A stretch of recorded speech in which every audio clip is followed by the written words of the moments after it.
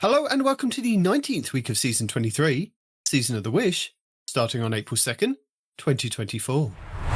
Kicking things off this Tuesday, Lord Saladin will be taking over the Crucible 6v6 control node, as he returns to the tower for the 4th time this season, bringing with him the Iron Banner. This is a week-long free-to-play Crucible event, which means there will be no Trials of Osiris at the weekend. Power level is disabled, meaning you can go into Iron Banner with whatever weapons and armour you would like. Iron Banner also brings with it challenges and a seal to become an Iron Lord. Each day for 4 days for each character from Tuesday's reset, Lord Saladin will give you the opportunity to receive Pinnacle rewards and rank boosts. By hovering over the Iron Banner node on the director, it will show you the 2 series objectives. Each series has 4 challenges rolled out daily over the week. Series 1, players can complete Iron Banner matches with no restrictions to earn Iron Banner rank boost multipliers. Series 2, players can earn points in Iron Banner with a specific seasonal subclass equipped to earn Iron Banner Pinnacle rewards. You can either play each day and collect each Pinnacle and rank boost, or you can wait until the Friday reset to play all the games you need to receive all the Pinnacles and boosts in one go. To receive the rank boost, you will have to play 3, 7, 12 and 18 games in total for all 4 boosts. And to receive the Pinnacles, you will have to get 50, 125, 225 and 350 points whilst having a specific seasonal subclass equipped. As a reminder, Pinnacle rewards will give you +5 to your power level if you are below the power cap of 1800. But if you are 1800 and trying to reach the Pinnacle cap of 1810, then the Pinnacles will give you +2 in light. Players can also rank up with Lord Saladin to receive rewards from his reward track, and equipping any Iron Banner armour, ornament, or weapon plus Iron Banner emblem will progress your progress faster in ranking up. This is multiplied if you complete the daily boosts as well. For the Iron Banner gear boost requirements, all 5 pieces must be equipped as gear or ornament for it to take effect. By hovering over the Iron Banner node on the directory, you'll now be able to select which mode you would like to play. Either Iron Banner Control or the featured Iron Banner mode for the week. These include Iron Banner Tribute, Fortress, and Eruption. If you'd like to know more about these modes, then click the video link in the description. In Iron Banner Control, 2 teams of 6 are pitted against each other, with the objective to control 3 stationary fire pit capture points scattered around the arena, just like in a regular control match. At the start of the match, each team begins with a capture point close to their spawn point, making for an easy capture. The third capture point will be located in the middle of the map and initially be neutral. Guardians conquer capture points by standing on them whilst no enemies are in capture range. The process takes about 10 seconds and is not affected by the number of Guardians taking part in the capture. Capturing a point will reward you and your team a small portion of super energy. If you are on the point while it is captured, you will gain additional energy on top of the small portion. In Iron Banner Control, capturing one zone gets you +1 point. Capturing a second zone will get you +2 points. And capturing all 3 zones will get your team +3 points. This also applies to kills whilst holding the zones. 0 to 1 zones will get you +1 point per kill, and 2 zones +2 points per kill. If a team captures all 3 zones on the map, that team will activate the hunt, which locks both teams out of capturing the zones for 25 seconds. The team who initiates the hunt will earn 3 points per kill, whilst the hunted team will only earn 1 point per kill. After the 25 seconds have passed, all zones will become unlocked and the teams can recapture the zones again. During an Iron Banner Control match, there is only one power ammo spawn location. It will spawn in at 45 seconds and then every 120 seconds after. Matches feature an 8-minute time limit and all players will respawn automatically 5 seconds after the death mechanics. A mercy rule can be activated if one team reaches 60% score before the other team reaches 20. The first team to 150 points or the team that has the most points at the end of the time limit is declared the winner. With Iron Banner's return, this also means you have another chance to become an Iron Lord. To do this, you will need to complete 7 triumphs. These are Jolder's Victory, win matches in Iron Banner playlists across all events and seasons. Gnora's Seal, acquire Iron Banner armour. Each piece must be unique to count towards the total. Ormond's Taste, acquire Iron Banner weapons. Each weapon must be unique to count towards the total. Or Winged Spirit, earn points by completing objectives in the Iron Banner playlist modes. Frostmire's Will, complete Iron Banner challenges. Grimmel's Dedication, reset Iron Banner rank twice. Durham's Howl, complete Iron Banner matches whilst wearing at least 1 piece of Iron Banner armour. Earn additional progress for each piece of Iron Banner armour equipped. And to gild the title this season, you have 5 triumphs to complete, which are Glorious Howl, win Iron Banner matches, earn additional progress for each piece of Iron Banner gear equipped. Again with Feeling, reset Iron Banner rank. On Point, earn points by completing objectives in the Iron Banner playlist modes whilst using one of the featured series subclasses. One and Done, complete all 4 Iron Banner challenges in a single Iron Banner celebration. And Down Dear Friend, defeat 200 Guardians in Iron Banner, and bonus progress for using Iron Banner weapons from the current season. Season of the Wish Iron Banner brings with it new rewards to collect, including the Iron Banana emblem Tributary, and the legendary shader Biochrome Oasis. Iron Banner has had a mid-season refresh, adding 2 more featured weapons. These are the returning kinetic lightweight fed submachine gun, the Multimax CCX, which has a base impact of 15, a range of 29 and stability of 38. It can roll with Iron Reach, kinetic tremors and target lock, with dynamic sway reduction, rangefinder and moving target. And the new Strand Grenade Launcher, the Tusk of the Boar, which has a base blast radius of 100, velocity of 69 and handling of 69. It can roll with bait and switch, chain reaction and deconstruction, with Envious Assassin, enlightened action and pulse monitor. Both weapons have the origin perk of Skulking Wolf, while at low health Guardian Final Blows with weapon grunt enhance radar and remove you from the opposing radar. And field tested, defeating targets or dealing damage with this weapon gradually increase range, stability, handling and reload speed. Also available is the Strand High Impact Frame Auto Rifle, the Lethal Abundance, which has a base impact of 33, a range of 80 and stability of 31. It can roll with Slice, Keep Away and Dynamic Sway Reduction, with Onslaught, Tap the Trigger and Target Lock. And the Kinetic Lightweight Frame Shotgun, the Wristwalker, which has a base impact of 65, a range of 45 and stability of 43. It can roll with Slideways, Killing Wind and Discord, with Opening Shot, Adagio and Iron Reach. Iron Banner will be available from April 2nd to April 8th, 2024. Moving on, we have our Legacy rotation starting with the Forsaken expansion. Ready if you are. Let's see what's out there. The Dreaming City this week is at a strong curse level, which means Petrovenge can be found in Rio Silvia, and has the Dark Monastery mission for the next week. The Blind Well features Taken Enemies and the Plague Inamina. The Ascendant challenge this week will be the Keep of Owned Edges, which can be located over in the Harbinger Seclude on the Dreaming City. Next up, the Shadowkeep expansion. On the Moon, the weekly story mission is in the Deep. The Trove Guardian is located in the Hellmouth, while the Wandering Nightmare is the Fallen Council in Archer's Line. And the Nightmare hunts this week will be Fogoth, Fear, Crota, Despair, and the Fanatic, Insanity. For our Beyond Light expansion, on Europa this week, Praxis the Technocrat will be the Empire Hunt, Cadmus Ridge will be the Eclipse Zone, and the Exo Challenge will be Safeguard. For the 30th anniversary expansion, Days of Eternity legendary rounds are Hive, Vex, and for the final round, Valester Arc. The loot rotation will be on week 2's rotation, with the Scatterhorn armor set and the Perfectus armor set being available. The weapons available this week will be the Kinetic Adaptive Frame Auto Rifle Scathelock, the Kinetic Aggressive Frame Submachine Gun Extraordinary Rendition, the Void Aggressive Burst Sidearm Brass Attacks, the Void Precision Frame Linear Fusion Rifle Threaded Needle, the Solar High Impact Frame Rocket Launcher Go Duello, the Void Lightweight Frame Bow Imperial Needle, the Solar Adaptive Frame Sniper Rifle Far Future, the Arc Adaptive Frame Sword Honor's Edge, the Solar Rapid Fire Frame Sniper Rifle Distant Tumulus, the Arc Adaptive Frame Grenade Launcher Interference 6, the Kinetic Adaptive Frame Sniper Rifle Shepherd's Watch, and the Solar Adaptive Frame Hand Cannon Annual Skate.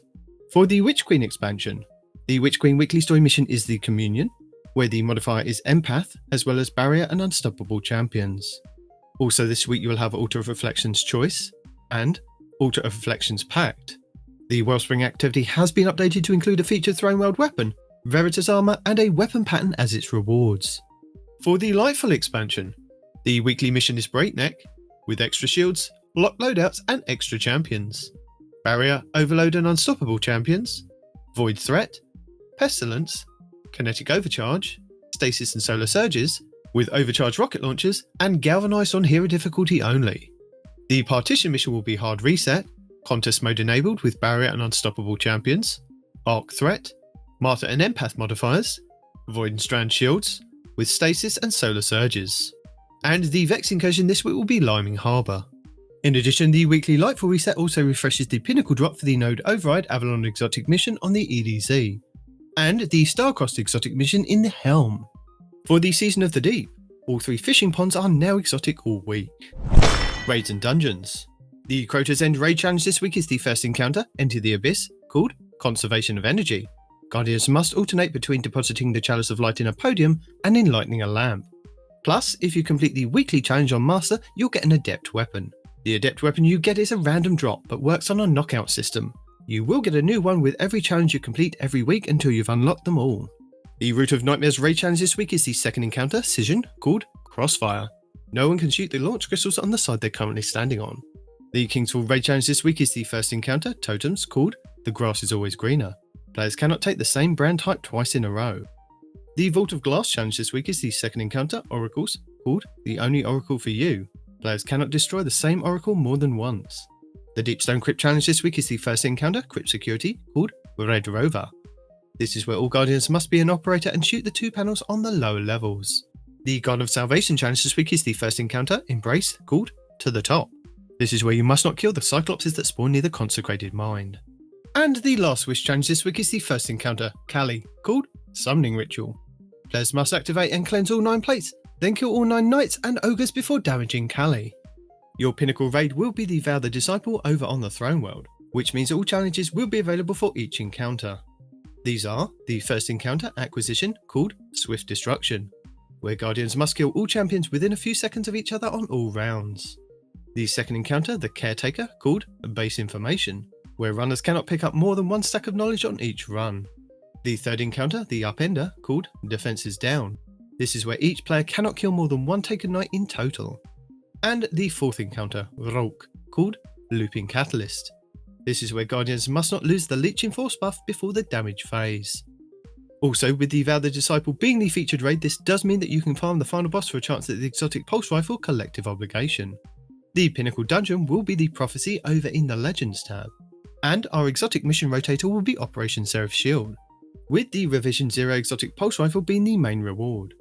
Craftable weapons available from this mission include the Stasis Aggressive Frame Linear Fusion Rifle Fire and Forget, the Arc Lightweight Frame Bow Tripwire Canary, the Stasis Aggressive Burst Pulse Rifle Disparity, the Arc Adaptive Frame Trace Rifle Path of Least Resistance, the Solar Aggressive Glaive Judgment of Kelgoroth, the Void Rapid Fire Frame Machine Gun Retrofit Escapade, the Void Precision Frame Hand Cannon iCalos HC, the Solar Rapid Fire Frame Shotgun iCalos SG, the Solar Rapid Fire Frame Sniper iCalos SR, and the Arc Aggressive Frame Submachine Gun iCalos SMG, with the Warmind's Avatar Armor Set. Next up, challenges. We have now had all 66 challenges over the first 10 weeks of the season.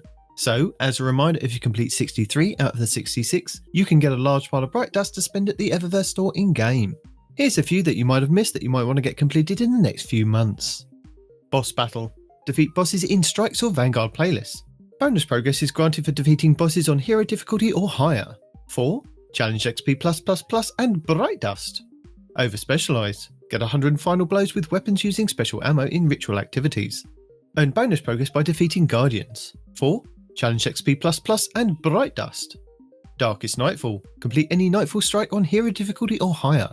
Bonus progress is granted for completing Nightfalls above Hero difficulty. 4. Challenge XP++, Bright Dust and a Nightfall weapon. Taking all challenges. Complete weekly playlist challenges. 4. Challenge XP+ and Bright Dust. Throne World activities. In the Throne World, complete bounties and earn progress by completing patrols, public events and looting lost sectors. 4. Challenge XP and Bright Dust.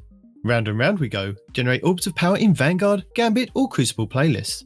4. Challenge XP+++ and Bright Dust. Absolutely stunning. Stun 50 champions. 4. Challenge XP+++ and Bright Dust. And Mod Collector. Unlock 12 artifact mods. 4. Challenge XP++ and Bright Dust. Hello! As a reminder, your daily lost sector will show you a flag outside which will give you details of threats, shields, champions and exotic armor you will find inside. But if you're new to the game or using an alternate character and can't find the flag outside, you will have to run through the lost sector normally to have it show up on your map as a legend/master, which you can either do solo or with a fire team, but you'll only be able to earn a chance at the exotic drop when completing solo. This season will see the introduction of Gunsmith engrams, as well as a selection of foundry weapons for completing legend and master lost sectors while solo, with legend being a 70% chance to master being 100%, assuming the Guardian is thorough enough to leave no champion standing. Thorough completions on Master difficulty will also have the advantage of weapons dropping an additional perk in either the third or fourth column. The weapons available from the lost sectors are grouped into 4 weapons per day over 4 days, and after the 4th day the cycle repeats back to the first set. The following weapons will be available from the lost sectors during the Season of the Wish. Day 1, the Strand High Impact Frame Fusion Rifle Nox Perennial 5, the Strand Adaptive Frame Auto Rifle Old Sterling, the Solar Rapid Fire Frame Grenade Launcher Marsilian C, and the Stasis Omolon Adaptive Frame Sidearm Sinua SI6. Day 2, the Stasis High Impact Frame Pulse Rifle Cyhamatic 5, the Strand Precision Frame Scout Rifle Glissando 47, the Strand Vice Rapid Fire Frame Sniper Rifle Urakanji, and the Arc Adaptive Frame Sword Nazar-Ad-Din. Day 3, the Solar Lightweight Frame Sidearm Heliocentric QSC, the Kinetic Aggressive Frame Sniper Rifle Last Foray, the Arc Aggressive Frame Shotgun Hand in Hand, and the Kinetic Lightweight Frame Pulse Rifle Battle Scar. Day 4, the Nadir Void Adaptive Frame Sword Geodetic HSM, the Arc Aggressive Frame Hand Cannon Combined Action, the Void Wave Frame Grenade Launcher Harsh Language, and the Solar Adaptive Frame Auto Rifle Coronactor 22. This week's rotation will start on Weapon Set 3 on Tuesday's reset. Tuesday, April 2nd will be Concealed Void on Europa for exotic boots, Solar Threat, Solar and Stasis Surges, Void and Solar Shields, Arachno Modifier, Overcharged Trace Rifles with Barrier and Overload Champions. Wednesday, April 3rd will be Thriller Drone on Neptune for exotic gauntlets, Void Threat, Solar and Stasis Surges, Arc and Void Shields, Shocker Modifier, Overcharged Grenade Launchers with Barrier and Overload Champions. Thursday, April 4th will be Gilded Precept on Neptune for exotic chests, Arc Threat, Solar and Strand Surges, Void and Solar Shields, Scorched Earth Modifier, Overcharged Glaives with Barrier and Unstoppable Champions. Friday, April 5th will be Scavenger's Den on the EDZ for exotic helmets, Solar Threat, Solar and Strand Surges, Arc Shields, Scorched Earth Modifier, Overcharged Fusion Rifles with Barrier and Overload Champions. Saturday, April 6th will be Skydot 4 on the EDZ for exotic boots, Solar Threat, Solar and Strand Surges, Void Shields, Pestilence Modifier, Overcharged Shotguns with Barrier and Unstoppable Champions. Sunday, April 7th will be the Quarry on the EDZ for exotic gauntlets, Void Threat, Solar and Strand Surges, Void and Solar Shields, Scorched Earth Modifier, Overcharged Grenade Launchers with Barrier and Unstoppable Champions. And finally, back round to Monday, April 8th will be the Aphelions Rest on the Dreaming City for exotic chests, Solar Threat, Solar and Stasis Surges, Void Shields, Epitaph Modifier, Overcharged Shotguns with Overload and Unstoppable Champions. Lead the way. Our 19th featured Nightfall will see us face off against Ulnath the Light Cleanser in the Cyclops Battlegrounds Cosmodrome, where you have a chance to get a Pinnacle engram if you complete the Nightfall with a score of 200k or more. This Nightfall is free to play. You'll be able to earn high-end gear for your characters, including the Nightfall featured weapon, exotic gear, enhancement cores, enhancement prisms, Ascendant shards and adept Nightfall ciphers. The higher the Nightfall difficulty, the more common the drop will be, with the featured weapon and exotic gear being uncommon at hero difficulty to being common with Ascendant shards in Grand Masters. This Nightfall will have Barrier, Unstoppable and Hive Guardian champions, with Void, Solar and Arc shields. Your Nightfall modifiers are Hero difficulty, maximum effective level 1765, matchmaking is available, enemies have extra shields, Champions Foe, you will face Barrier, Unstoppable and Lucent champions. You can either use intrinsic exotics, use a subclass debuff, or unlock anti-champion mods from the seasonal artifact. Overcharged weapons. Weapons overcharged from the seasonal artifact are active in this activity. Kinetic weapons do increase damage when your subclass element matches an active surge.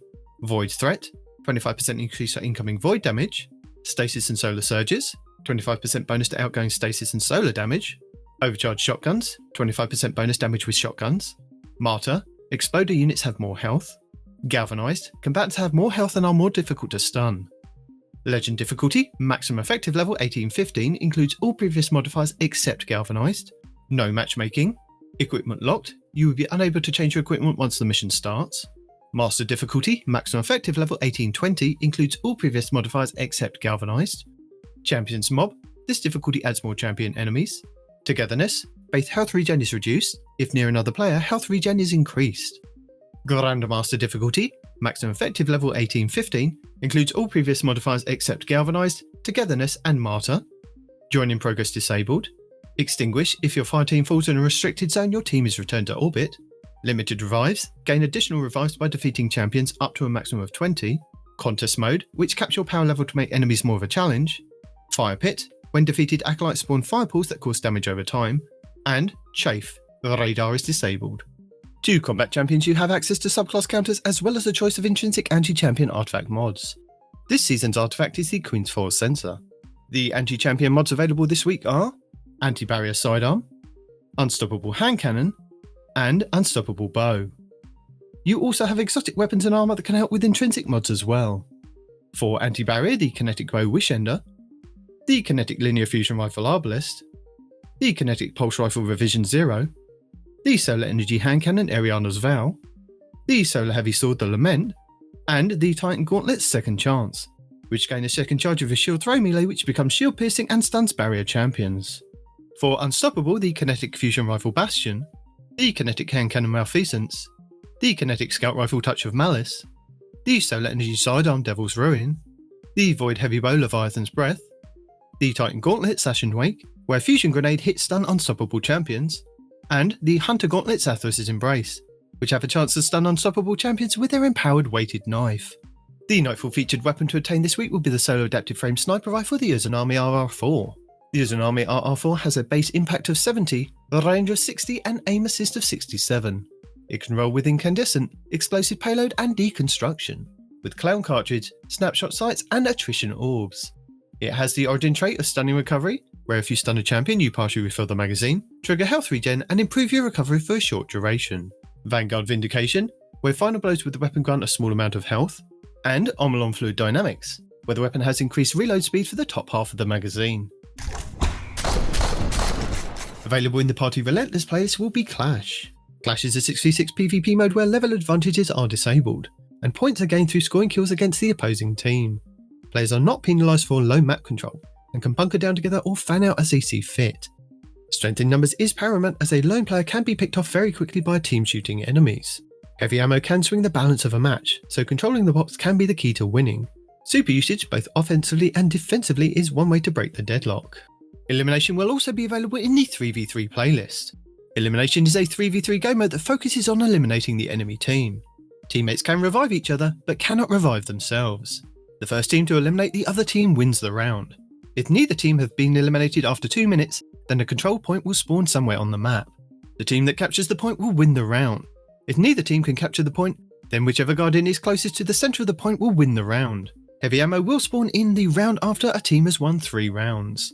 The first team to win 5 rounds wins the match. And available in the Crucible Labs playlist will be the new 3v3 King of the Hill mode, Collision.